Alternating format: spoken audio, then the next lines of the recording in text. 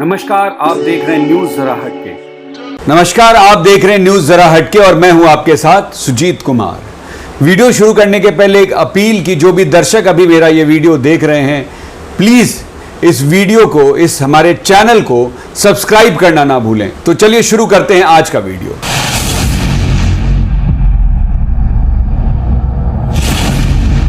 दो 2015 में बिहार चुनाव के दौरान जहां नरेंद्र मोदी ने सत्ता की पूरी ताकत झोंक दी थी, लेकिन उसे जीत नहीं मिली। और अगर उस दौर को याद कीजिएगा तो बिहार में जीत को लेकर आश्वस्त अमित शाह से जब चुनाव खत्म होने के दिन 5 नवंबर को पूछा गया तो वह बोले कि मैं 8 नवंबर को बोलूंगा जब परिणाम आएंगे। और 8 नवंबर 2015 को जब बिहार चुनाव परिणाम आए तो उसके बाद अमित शाह ने खामोशी ओढ़ ली। और तब भी मीडिया न सिर्फ गुजरात दंगों को लेकर बल्कि संघ परिवार की बिहार में सक्रियता को लेकर भी सवाल कर रहा था, क्योंकि तब यही सवाल नीतीश, लालू दोनों अपने अपने तरीके से उछाल रहे थे। वैसे उस वक्त बिहार और गुजरात के जीडीपी से लेकर कृषि विकास दर को लेकर मीडिया सक्रिय था। मनरेगा के काम और न्यूनतम आय को लेकर रिपोर्टिंग हो रही थी। शायद 2015 ही वह बरस रहा जिसने मोदी सत्ता को भारतीय लोकतंत्र का वह ककहरा पढ़ा दिया, जिसके अक्स में गुजरात कहीं नहीं है, यह समझा दिया।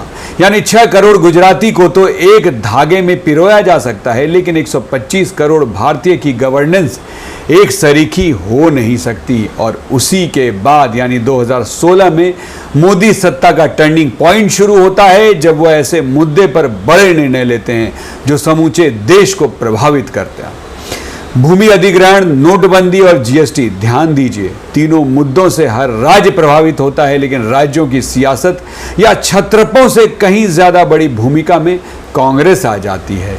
बहस का केंद्र संसद से सड़क तक होता है और यहीं से मीडिया के सामने जीने के विकल्प खत्म करने की शुरुआत होती है।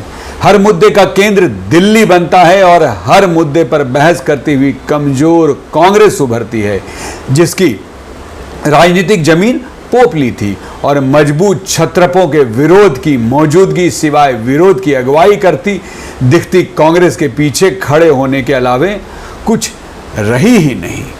यानी 2016 से राज्यों की रिपोर्टिंग अखबारों के पन्नों से लेकर न्यूज़ चैनलों के स्क्रीन से भी गायब हो गई। अपने इतिहास में सबसे कमजोर कांग्रेस संसद के दोनों सदनों में बेअसर थी। इसी दौर में भीड़ तंत्र का न्याय सड़क पर उभरा और यह राजनीतिक मान्यता कानून की मुख्य सहमति के साथ बीजेपी शासित राज्यों में उभरी। देश भर में 64 हत्याएं हो गईं, लेकिन सजा किसी हत्यारे को हुई नहीं, क्योंकि हत्या पर कोई कानूनी रिपोर्ट थी ही नहीं।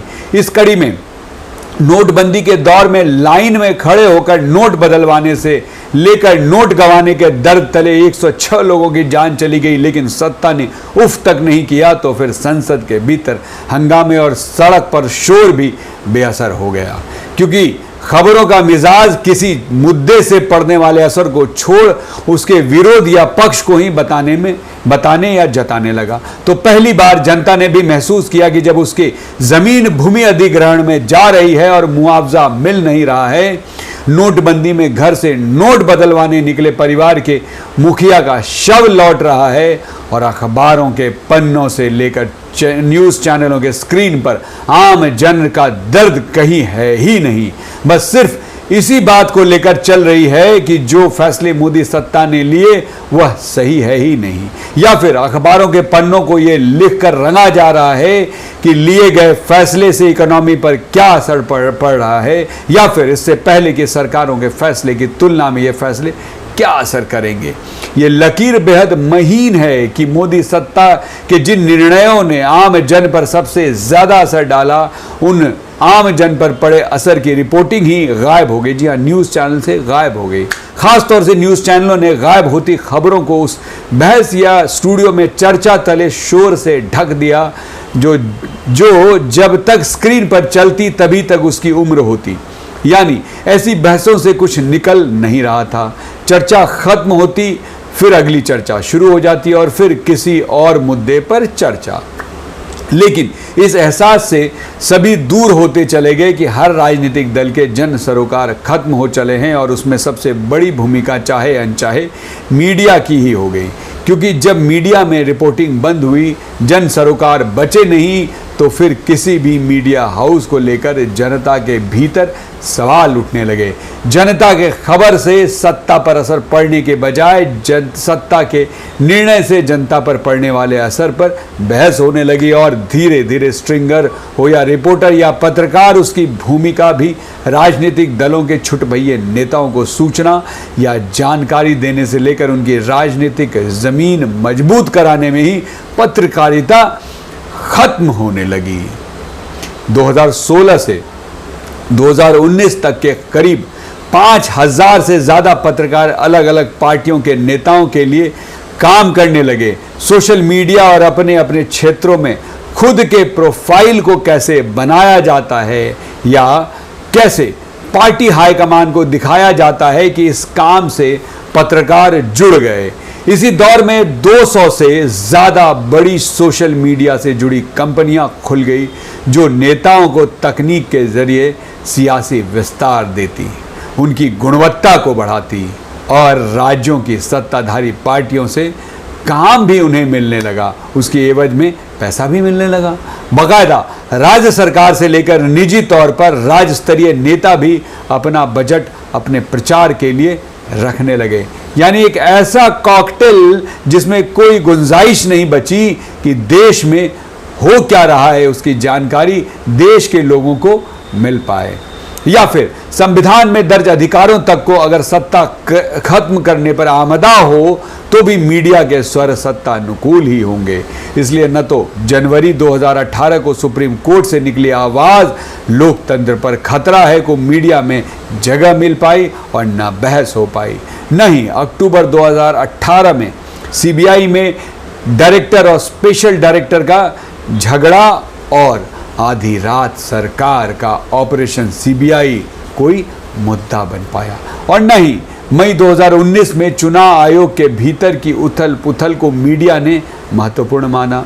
ध्यान तो तीनों ही संवैधानिक और स्वायत्त संस्था है और तीनों के मुद्दे सीधे सत्ता से जुड़े थे और मीडिया इस पर बहस, चर्चा या फिर खबर के तौर पर परतों को उघेड़ने के लिए तैयार नहीं था। हालांकि यह विपक्ष को भी पूरा दोष जाता है। इस पूरे दौर में विपक्ष ने न तो बदलते हालात को समझा, न ही अपनी पारंपरिक राजनीति की लीक को छोड़ा। यानी लोकतंत्र में विपक्ष की भूमिका निभाने वाले राजनीतिक दल बेहद कमजोर साबित हुए, जिनके पास न तो अपने राजनीतिक, सामाजिक, आर्थिक नैरेटिव थे, न ही हिंदुत्व में लिपटे राष्ट्रवाद की थ्योरी का कोई विकल्प। तो मीडिया ने खुद को छोड़ा और सत्ता को थाम लिया। तो ये थी पूरी कहानी, किस तरह से मीडिया ने अपने चौथे स्तंभ के रूप में, लोकतंत्र के चौथे स्तंभ के रूप में जाने जाने वाली मीडिया ने सच्चाई को दरकिनार करते हुए कैसे राजनीतिक दलों का दामन थाम लिया।